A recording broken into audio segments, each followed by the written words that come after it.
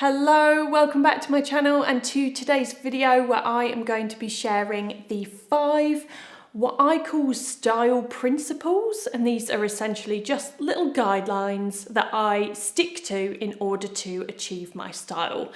Now, these are things which I've sort of adapted, and now over the last maybe 8 or 9 years, I've just found have had a really positive effect on both my wardrobe and my lifestyle, and just making getting dressed in a morning really easy. They essentially mean that I never ever have any of those I have nothing to wear days. Okay, starting off with my first style principle, and that is that I no longer follow or buy trends, with the caveat of just for the sake of it being a trend, because I'm not naive. I know that trends are created somewhere up in this level and they then trickle down to all of the shops which I shop in. So I know that these things have been determined by a higher power, all of the people that work in fashion, but I don't necessarily have that hunger for trends in the same way that I used to. So I pass absolutely no judgment. I want to make that very clear on anyone that loves trends. There'll be many of you regular subscribers here and maybe long-time followers over on Instagram that will be familiar with some of my style flashbacks, because I've done a few of these videos where I've looked back at my style over the years and how it's developed.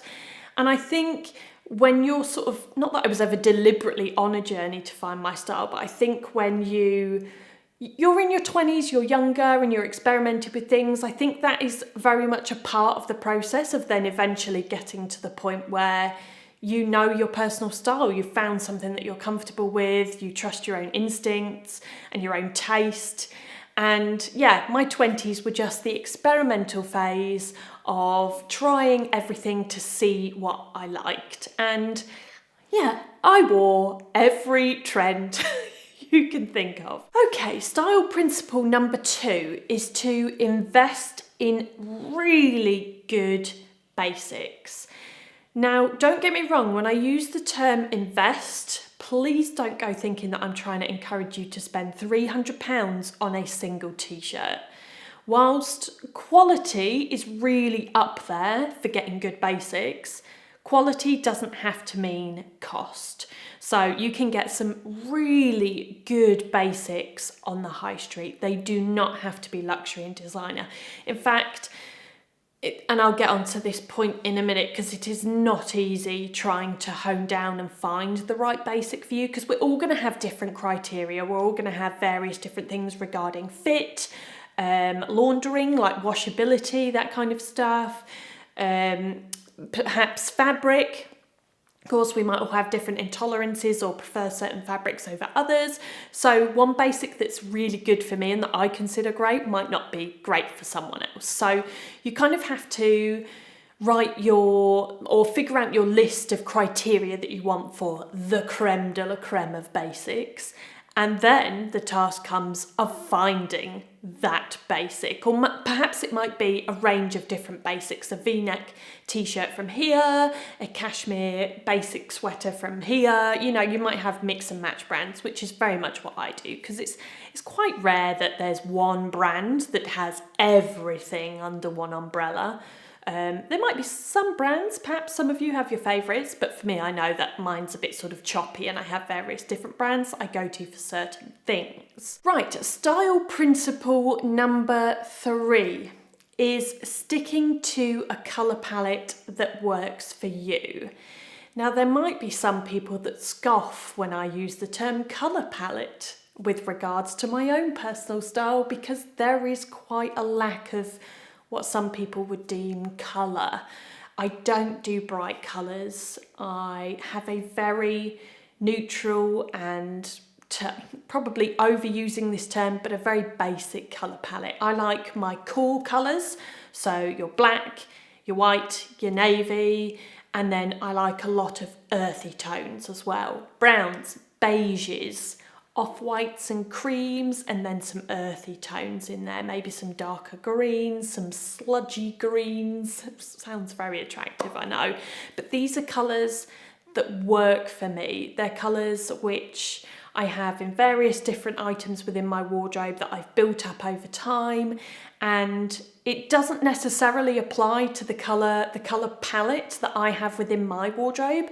This rule can apply, or guideline, sorry, can also apply to bright colours, but it's just setting yourself a colour palette to stick to.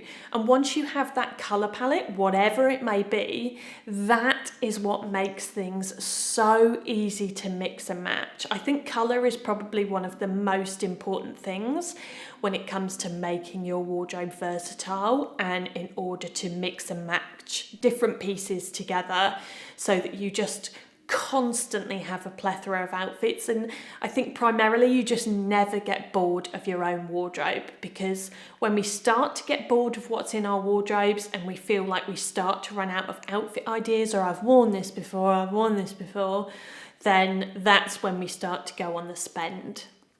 And then we end up buying things which don't really fit in just because they're new and interesting. Right, style principle number 4. This is, I think, by far the biggest and the most important of all my style principles, to me anyway. And that is to prioritise comfort and feeling confident. Now, it's taken me quite a few years to get to the point where I feel like I can say I feel comfortable and confident in my entire wardrobe. I have done the years in sky-high heels, crazy tight high-waisted jeans that just aren't comfortable. It's just uncomfortable fashion. I think we can all agree that there are some things within fashion that perhaps we've all worn at one point or another, or maybe still wear now, that are just not comfortable, but for us they look good, or we just like them, and we endure that discomfort because we're sacrificing that for the aesthetics. So yeah, your sky-high heels, your tight jeans, tops that have got bits on them that just fall down, and constantly throughout the day you're having to adjust them, things that make you self-conscious because you're like, you've got a low-cut dress on and you're, very aware that a boob might have popped out. Things like this, just things that make you feel uncomfortable and not 100% confident. And this obviously is going to vary from person to person. We're all going to have, different things that we feel comfortable in and that we don't feel comfortable in. And so comfort and confidence are now my number one factors, and then aesthetics kind of come afterwards. Of course, aesthetics definitely play a part. I'm not going to get something that just looks what I would deem ugly just because it is comfortable, but we've now got so much choice for everything, every possible clothing and accessory category you can imagine. We've got so much choice, both new and on the pre-loved market.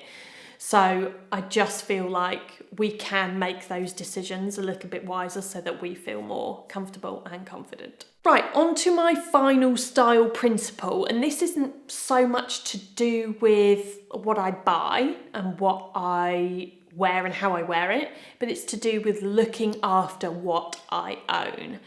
So it's taken me about a decade now to build up the wardrobe that I have, and it's taken a lot of money, a lot of time and effort to invest into creating the wardrobe, which I love. So naturally, I want to look after it. I now want it to last. And I think what makes caring for your wardrobe and what you own easier is doing little and often. So for example, maybe before I get dressed or when I'm putting away laundry or something, I might debobble a cashmere jumper. Just if I'm folding it and putting it away, I'll reach for my cashmere comb, my debobbler, and I'll do that before I put it away, or perhaps before I put it on. Because cashmere can bobble in certain areas, even after just one wear. It's not a sign of bad quality, it's just the nature of that kind of fabric because it is so fine. So perhaps you've worn an item and then you just go and debobble it before putting it away, or before putting it in the wash, after in the wash, before putting it back on. So just doing things little and often. And again, I think some of us, or I know that for me, I have this, I have the mindset of when something's starting to look not so new, and I don't want to use the word tatty because I definitely don't have anything that looks tatty, but when something is starting to look less than new, I think, oh, I need to replace that. And I think by looking after your wardrobe, that sort of mindset fades away because it already looks new. Right, there we go. So those were my 5 sort of style principles that I live by in order to achieve my style and just to make my life, my wardrobe easier, more cohesive, decision making, as I mentioned, much easier, and to get to a place where I feel so happy with my wardrobe. It has taken a decade, but I'm here and I love it, and I'm here to advocate for that feeling because it is great. It doesn't have to cost the earth, but it will take time to curate your perfect wardrobe, whatever your style. It doesn't have to be basic like me. Now, thank you as always for watching. We are technically in meteorological spring now.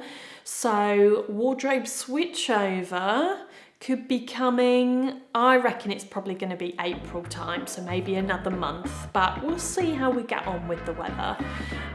But yes, for now, as always, thank you for watching, and I will see you next time.